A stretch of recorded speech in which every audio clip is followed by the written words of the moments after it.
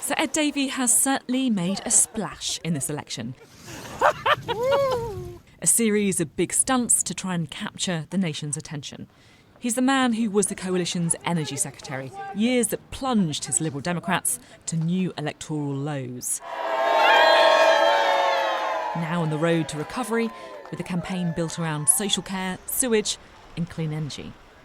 But as polls suggest they could quadruple their seats, are the Liberal Democrats ready for tighter scrutiny? Who is Ed Davey? And is he prepared to take the tough decisions facing the country? Right, shall we do Appealing Together? We met up on a campaign stop at Nickel Support in South London, which supports adults with learning disabilities. We helped out in the kitchen. Today, cottage pie is on the menu. Now this is the bit that I'm often put on duty to do. So do you make a mean cottage pie at home then? Or? Well, I've got to be honest with you. Because my wife might say she makes the... Okay, there we go. Occasionally, I love that. Just checking the wife might be watching. Don't want to get in trouble. If I'm around, I do peel the odd potato. So you're sous chef then, you kind of take the instructions? I am, well, I do the clearing up. Yeah, fair enough. I'm not an instinctive cook. She sort of doesn't weigh things and it's all right, and I have to do it slowly by the book. Yeah, I'll be honest, I'm a terrible cook myself, so there's no judgment here. I'm really not good at all. I'm definitely a potato peeler myself. Hi guys, hi. Hi, what's your name? My name's Joe. Joe, hi Joe. So you're in charge of the potatoes and the garlic. Hey, I love my garlic. I think there's a big secret in cottage pie, getting the carrots nicely chopped. Is this kind of organisation something that's quite close to your heart because of your own sort of family and your own experiences? Yeah, well, partly my own experience, but my constituents. I've been a constituency MP for a long time, and I try to work for my many constituents. And before John was born, I worked with families who've got kids with special needs, you know, everything from Down syndrome to very profound disabilities. And you know, when John came along, I guess I learned from their struggles and their challenges. It feels like you're someone who's had a bit more fun on the campaign trail than some of your rivals. Is that fair? Yeah, well, it's fun here, isn't it? I mean, I enjoy meeting people of all different types in different parts of the country, and it's lovely to meet the people here, their staff, and the people who are using it and having some fun. Thank you so much for talking to us today. It's appreciated. So what's the story, I guess, first of all, for why people should vote Lib Dems at the election? Well, we've put social care and the health service at the heart of our manifesto. We want to rescue the NHS because it's on its knees. People are having problems getting a GP, finding an NHS dentist, can't get out of hospital because there's not the care workers there. So we put that front and centre. But we're also talking about the cost of living. So many people have suffered over the last few years. And so we're talking about things like free school meals for children from poorer backgrounds. We're talking about insulating people's homes so they can have lower energy bills. And we've been talking about the environment. And I'm really proud that the Liberal Democrats have been the ones championing the policies to end the sewage scandal, which has so alarmed many people. So many other things too, but I'd highlight those three things. And I'm keen to pick up on a couple of those policies in the interview as well. It feels to me like the challenge is to convince people why they should vote for the Lib Dems rather than the Labour Party, one of the challenges. And on Brexit, you do have a different policy. So your manifesto pledges to rejoin the single market once the ties of trust and friendship have been renewed. So what's going on here? Is this like a boyfriend promise, you know, I'll take you to Paris once the ties of trust and friendship have been renewed, or is this actually something you're serious about? You want to rejoin the single market? Well, you know, we've been a pro-European party, that's no secret. The question is, how do you rebuild that relationship? Regrettably... No, my question is, do you want to rejoin the single market? Well, we've made it very clear in the manifesto, that's our ultimate aim. The question is, how do you enable that to happen? So what I mean about the boyfriend promise though, ultimate aim, what does that mean? Are you serious about saying, yes, we want to try and join the single market? If you elect us, if we get lots of MPs, that's what we're going to try and do. Sophie, it's in black and white in our manifesto. So why can't you say it? Well, I'm saying it to you now, sorry. Let me try and help you a bit more. What we're doing, be put forward is what we call our 4-stage programme. And I don't know whether boyfriends and their girlfriends go through 4 stages, but we think you're going to have to go through 4 stages to rebuild the relationship with Europe. It's been so damaged by the Conservatives. I speak to European politicians and they think that the relationship between Britain and Europe has been damaged. It's toxic, it's been poisoned. And so to build that up, I'm just being frank with you and transparent, it'll take time. Okay. One of the reasons that many people voted for Brexit was control of our borders. And of course, we have seen record high levels of net migration. I'm keen to talk about legal migration in particular, because it feels that that is the main driver of the rise. Do you think that legal migration is too high? Yes, I do. And you're right to say that since we left the EU, immigration has more than doubled, completely against what the Conservatives and the Brexiteers promised. So the question is, how do you bring it down? I'll give you one really concrete example, very significant one. We've said that care workers should be paid a special new minimum wage at least. So at least £2 an hour above the national living wage. So that would be £13.44.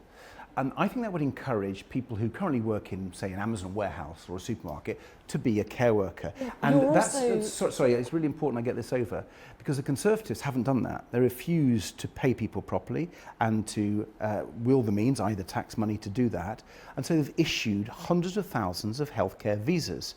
So they've increased legal immigration, and I've shown you a way where we wouldn't need to do that. But at the same time, you talk about care workers, you also say that you want to reverse the ban on care workers bringing their families to the UK if they come here as well. You want to increase the family threshold for visas, you want to expand the youth mobility scheme with the EU. These are all things that would increase legal migration, and yet you say you want to bring it down. It feels a bit like you're promising everything, but you're not prepared to take the difficult decisions that get to where you want. Well, first of all, with the youth mobility scheme in Europe, a really important one, I think our young people should be allowed to go across Europe to play and study and work.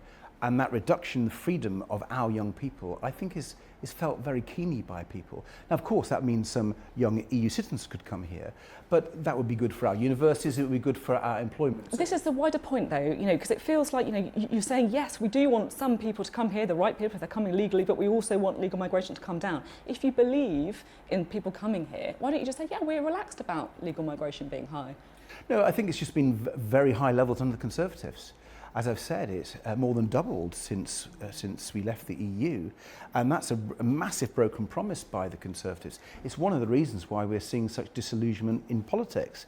I think people who previously voted Conservative in 2019 feel really let down, they feel taken for granted, and they want to look for other parties who both can beat the Conservatives, and only the Liberal Democrats can beat the Conservatives in many parts of the country, but who've got policies that are practical, realistic, that answer their problems. Practical and realistic policies. Let's talk about energy and the environment. You want 90% of our electricity generated by renewables by 2030. That's double the current level. It's more ambitious than your last manifesto. So currently, for example, onshore wind projects only approved if they have the support of the local community. Would you axe that then? No, because actually local communities often like onshore wind. When I was in government, I was in charge of this, I was opposed... You're saying voters want realistic policies, you're coming with this massively ambitious pledge, and yet you're not taking the difficult decisions to make it actually work or make it feasible. Well, Sophie, I just disagree with you. If you look at the main barriers to onshore wind farms and solar farms, they're not actually local consent. It's the grid that takes that power to our homes and to our factories. And the Conservatives have massively underinvested in the national grid. So it's not actually about local communities' consent. There's lots of communities that would give their consent. The real barrier to the renewable target, which I think is deeply realistic, and I speak as someone who, when I was in office, quadrupled Britain's renewable power. We helped make Britain the world leader in offshore wind. So I think we have some credibility in this issue. And I've been really disappointed since 2015 in how the Conservatives have let us down. They've not invested in the grid. And so we haven't been able to take forward renewable energy plants. And do you know what that's meant? That's meant people's energy bills are higher. Because thanks to Liberal Democrat policies, not only did we get more renewable power, but we got the price of renewable electricity down. Really exciting. So we can have a cleaner future, we can have a more affordable future. That's the way that Liberal Democrats want. The Conservatives, I'm afraid, want more expensive energy. Okay, let's talk about other policies and whether or not they're realistic. Housing. So you want to build 380,000 homes a year in the UK. that just, the UK hasn't built that many homes since 1968, just to put it in context. Would you be prepared to build on the green belt to meet that pledge? Oh, I don't think you actually have to, because there's so much brownfield land out there that really is available. And what the problem with the Conservative approach is very simple. Is this not a cake and eat it policy? No. I'm really happy to take you through it, because I'm really confident we can deliver it. The Conservatives have gone through what I call a developer-led approach. It might be because developers give them so much of their money. Or they build houses. They're the ones who build the houses, right? Yeah, but a developer-led approach leads to some of the wrong houses being built in the wrong places, not meeting people's needs. Where you have a community-led approach, which we advocate, and where it's actually been tried, you see more homes being built, you see more affordable homes being built, and here's the key thing, you have the infrastructure to support those homes and add to the existing people in those areas. That's really critical, because one of the reasons why people don't like homes being built in their area is because they say, well, we haven't got enough GPs at the moment.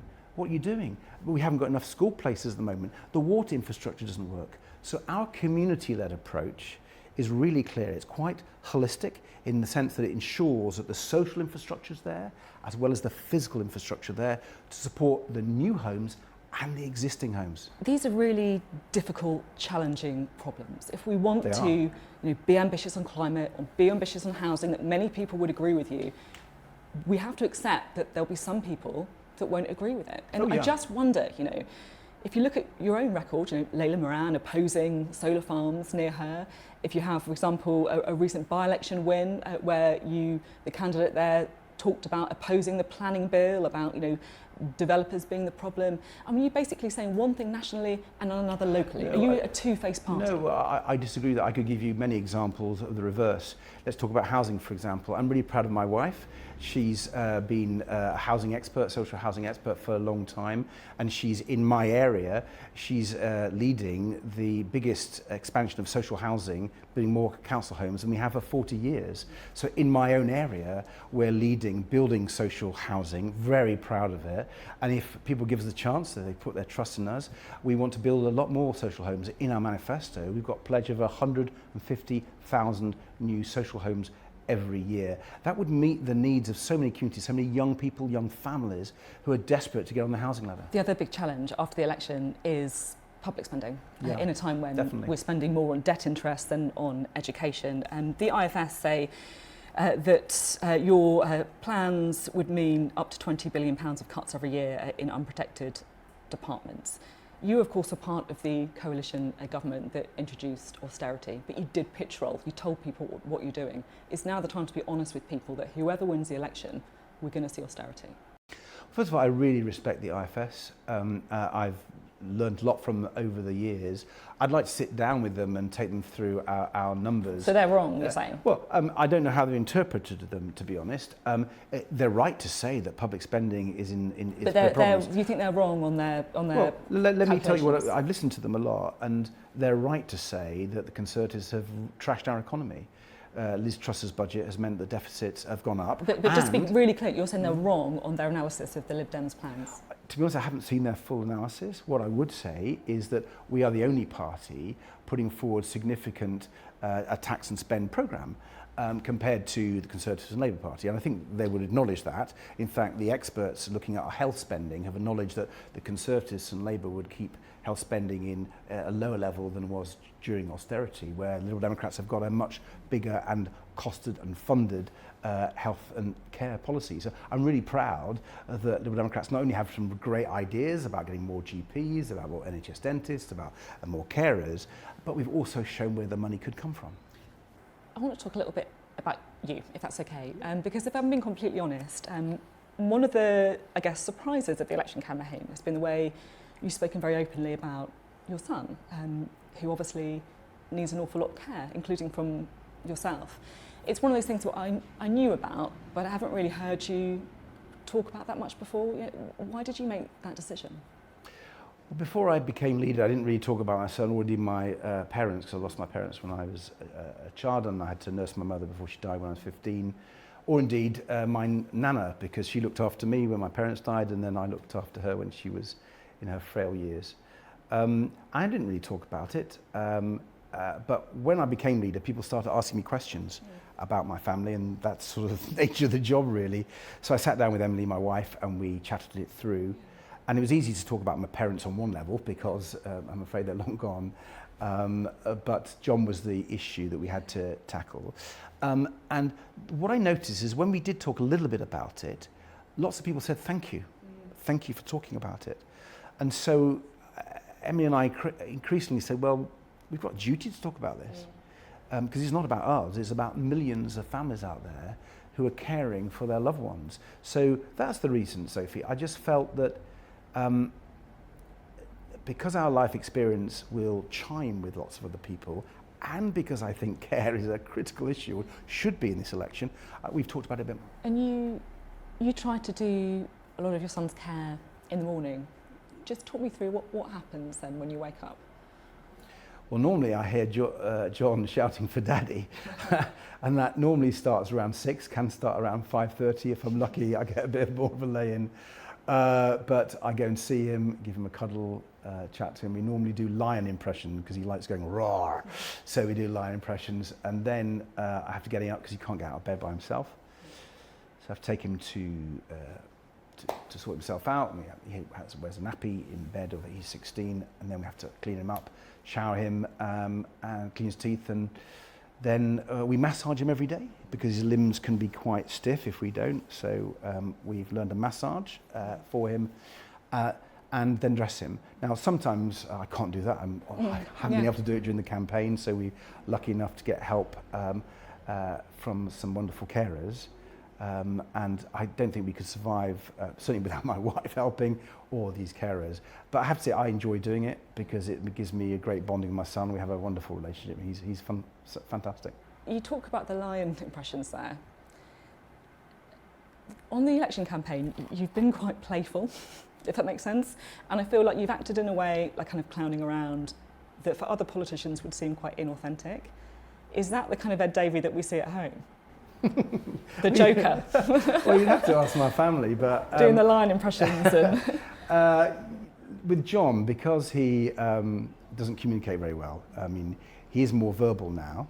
He said "Daddy" when he was 9, which was a fantastic day for me.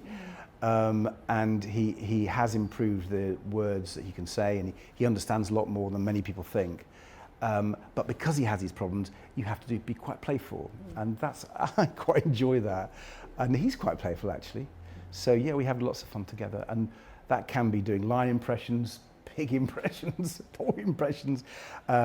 He likes his trains. He has an iPad, and all these funny programs that normally for children slightly younger than him, I have to say, but he really gets into them, and I get into them with him. What's your favourite programme? Probably between Furchester Hotel or Mr. Tumble. Mr. Tumble, classic. I know that one. Right, I'm just going to end with a very quick fire, if I can. Yeah, sure. Labour or Conservatives? Neither. Come on. I'm a Liberal Democrat. Okay. Spending cuts or tax rises? You can't say growth. Well, you're going to have to raise taxes to do the spending programme that we're talking about, but we're going to do it in a fair way. Biden or Trump? Biden. Who deserves the knighthood more, you or Alan Bates? I think Alan Bates does. I'm very proud of my knighthood, though, which I was very fortunate to get from Her late Majesty because of the work I'd done on climate change. Who's going to win the Euros? England. Which politician would you most like to push off a paddleboard? There's just too many, wouldn't all fit on. Okay, thank you very much indeed, Ed Davey. Thank you. Thank you.